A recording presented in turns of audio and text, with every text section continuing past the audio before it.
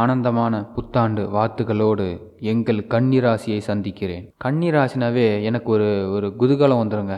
ஆமாங்க, நேர்மையாக வாழக்கூடியன்னு ஆசைப்படுறவங்க, ஒரு கொடுத்த வாக்கை காப்பாற்றணும்னு ஆசைப்படக்கூடியவங்க, இந்த உலகம் இப்படி இருந்தால் என்னன்னு உலகத்தின் மீது அதிகம் அக்கறை கொண்டவர்கள். என்னை பொறுத்த வரைக்கும் கன்னிராசியால் ஒருத்தவங்க கூட கீழே இறங்கினா சரித்திரமே கிடையாது.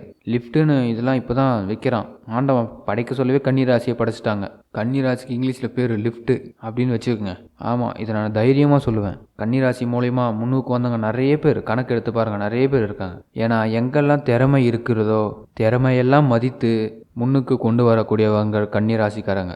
இப்படிப்பட்ட கன்னிராசிக்காரங்களுக்கு ஒரு பிரச்சனைனா ஆண்டவன் விட்டுருவானா? ஆண்டவனோட பிரதிநிதியாக உலகத்தில் நீங்கள் இருக்கீங்கள. 2025 பிறக்குது. ஒளிமயமான எதிர்காலம் சேனல் நேயர்கள் அனைவருக்கும் ஆங்கில புத்தாண்டு நல்வாழ்த்துக்கள். இந்த காலகட்டம் பிறக்குது. உங்கள் வாழ்க்கையில் திசை திரும்ப போகுது. விதையை ஒரே இடத்துல தூவணும்னா ஒரே இடத்துல தான் முளைக்கும்.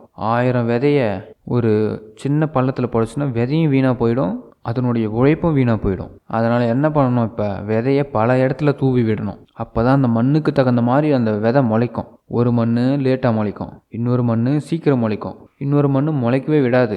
அப்போ விதை போட்டுறதை விட, அப்போ விதை எங்கே போட்டன்றதை விட எந்த மண்ணில் போட்டுறது தான் முக்கியம். அது எவ்வளோ தொலைவு மண்ணு உள்ள போயிருக்கணும் முக்கியம். அப்போ உங்கள் எண்ணத்தை நிறைய இடத்துல பதிவு பண்ணுங்கள். நீங்கள் இந்த உலகத்துக்காக பிறந்தவர்கள் கன்னிராசிக்காரர்கள். ஒரு விஐபி அந்தஸ்தை பெறக்கூடியவர்கள், சமூக சிந்தனை கொண்டவர்கள். இன்றைக்கெல்லாம் பார்த்தீங்கன்னா பெரிய பெரிய கட்சிகளில், அரசியல் வட்டாரங்களில், இல்லை பொது வாழ்க்கையில் குரல் கொடுத்து ஓங்கி இருப்பவர்கள் யாருன்னு பார்த்தீங்கன்னா கன்னிராசி தான். நீங்கள் வேணால் கணக்கு போட்டு பாருங்கள், கன்னிராசி அதிகமாகவே இருப்பாங்க. மற்றவங்க நினைப்பாங்க, எப்படிங்க நான் பேசவே பயப்படுறேன், இவர் துல்லியமாக பேசுகிறாரு அப்படின்னு மற்றவங்க நினைப்பாங்க. குற்றத்தை வெளிச்சம் போட்டும் காட்டுவாங்க கன்னிராசிக்காரவங்க. அது மாதிரி முடியாது, உனக்கு இது வராது அப்படின்னு யாராச்சும் சொன்னால் சிரிச்சுக்கிட்டு விட்டுருவீங்க.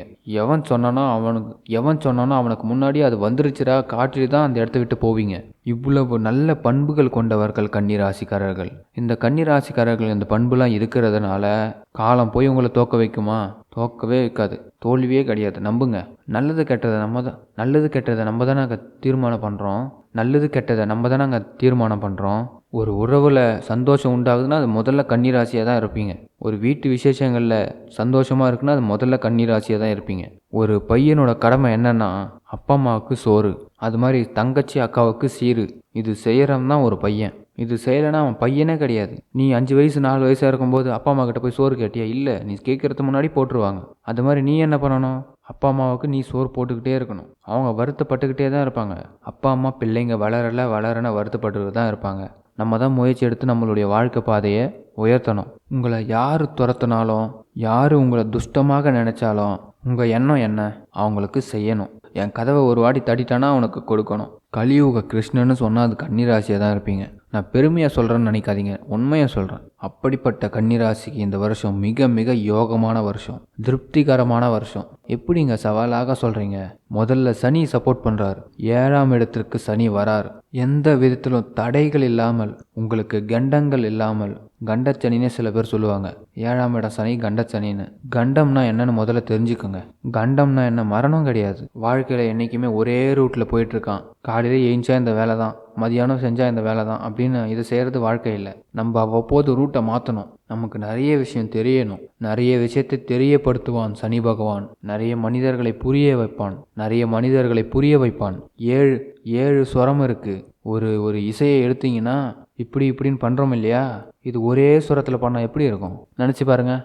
7 ஸ்வரம் சேர்ந்ததானே இசை வருது. அப்போ 7ஆம் இடத்துக்கு சனி வராருன்னா நம்மளை உலகத்துக்கு பிடிச்ச மாதிரி ஆக்குறாருன்னு அர்த்தம். கன்னிராசிக்காரங்க ஒரே ஆளுக்கு சப்போர்ட் பண்ணுறாங்கன்னு வச்சுக்கோங்க, இனிமேல் இன்னொருத்தரை பற்றி தெரிஞ்சுப்பாங்க. பல பேரை தெரிஞ்சுப்பீங்க. உங்களுக்கு நல்ல அனுபவம் கிடைக்கும் இந்த வருஷம். கேது பகவான் நல்ல ஞானத்தை கொடுப்பார். நீங்களே ஒரு விஷயத்தை, ஆஹா ஒரு தப்பான லைனில் போயிட்டோமே அப்படின்னு யோசிப்பீங்க. நம்ம அன்புன்னு நினச்சி ஏமாந்துட்டோமே. அரிசியும் உப்பும் ஒரே மாதிரி தான் தெரியும். எடுத்து வாயில் போட்டால் தான் தெரியும் அரிசி எது, சீனி எது, உப்பு எதுன்னு. அதை தெரிஞ்சுக்கிற நேரம் கன்னிக்கு. இவ்வளோதான் நானும் கிடைக்கிது. அதோட என்னென்னா குரு சப்போர்ட் பண்ணுறாரு. குரு உங்களுக்கு என்னன்னு பார்த்தீங்கன்னா 10ஆம் வீட்டுக்கு வராரு. குரு உங்களுக்கு பதவி ஸ்தானத்தை கொடுக்குறாரு. ஏமாந்த இடம், இது வரைக்கும் எங்கேனாச்சும் ஏமாந்துருந்தா அந்த இடத்துல உங்களுக்கு யோகத்தை கொடுக்குறாரு. ஸோ 2 பேரும் சப்போர்ட் பண்ணுறாங்க. கூடுதலாக ராகு கேது சப்போர்ட் பண்ணுறாரு. உங்களோட இருந்த கேது உங்களை விட்டு விலகிறாரு.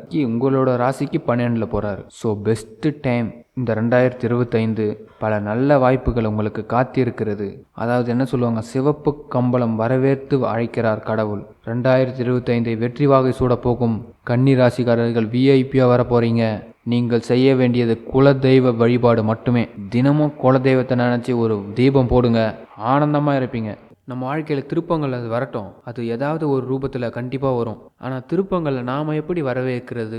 ஒரு மனுஷன் நினச்ச செயல்படுத்த முடியாத ஒரு விஷயமே கிடையாது. இந்த ஒளிமயமான எதிர்காலம் சேனலில் இருக்கக்கூடிய வியூவர்ஸ், கண்டிப்பாக திருப்பங்கள் உங்களுக்கு இருக்கும். கடவுளும் உங்களுக்கு உறுதுணையாக இருப்பார். யுக்தி தெரிந்தவர்களுக்கு தான் புத்தி சரியாக வேலை செய்யும் அப்படின்னு ஒரு வார்த்தை சொல்லுவாங்க.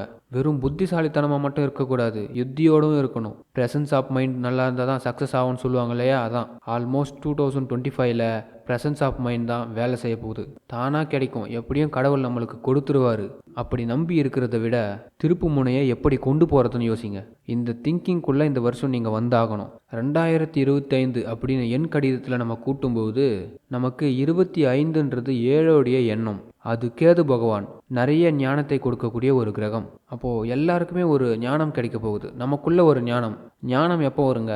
ஞானம் எப்போ கிடைக்கும்? ஒரு மனிதனுக்கு மிகப்பெரிய கஷ்டம் வரும்போது, அவனுக்கு இஷ்டமே இல்லாத ஒரு காரியத்தை செய்யும்போது தான் ஞானம் கிடைக்கும். ஒரு விருப்பமே இல்லாமல் இருக்கேன், அந்த காரியத்தை நான் செய்ய வேண்டிய கட்டாயம், அந்த கட்டாயத்தோடு நான் செய்யும்போது எந்த விதமான சந்தோஷமும் எனக்கு இருக்காது. அப்போ அவன் நினைப்பான், என்னடா இது, நம்ம வாழ்க்கையில் எதுவுமே நம்ம விருப்பப்பட்ட மாதிரி நடக்கலை, சும்மா கடமைக்கு வாழ்ந்துட்டு இருக்கிறேன். குழந்தை இருக்குது, புள்ள இருக்குது, புருஷன் இருக்கான், பொண்டாட்டி இருக்கான்னு கடமைக்கு வாழ்ந்துட்டு இருப்பீங்க. எந்த விதத்திலும் எனக்கு ஒரு நிம்மதி இல்லையேன்னு ஏங்கிட்டு இருப்பீங்க. இப்படி பல இடத்துல நம்ம சந்தோஷமாக இல்லை. இந்த சந்தோஷம் இல்லைன்னும் போது தான் ஞானம் வரும். இதை எப்படி நம்ம பெறுவது? இந்த சந்தோஷத்தை எப்படி பெறுவது? அப்போ என்ன அர்த்தம்? ஞானத்தை கொடுக்கக்கூடிய வருஷமாக இது இருக்குது. பல அற்புதங்கள் நடக்க போகுது நம்ம எல்லாருக்குமே.